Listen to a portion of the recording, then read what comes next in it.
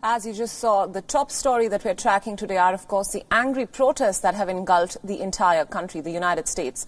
The Black Lives Matter protests, triggered by the killing of an African-American man named George Floyd, have now spilled over even into Europe. Hundreds of protesters have joined the demonstrations held across London on Sunday, a week after protests started in the United States.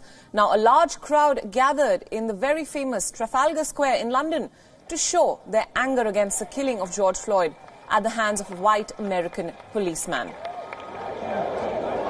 Protesters carried banners and signs condemning this incident and also chanted slogans like "Justice for Floyd" and "No justice, no peace." The crowd then set off on a march towards the United Kingdom Parliament.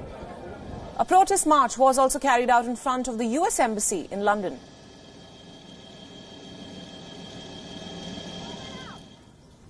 Similar scenes were witnessed in the German capital of Berlin. Hundreds gathered in front of the US Embassy in Berlin against the killing of George Floyd.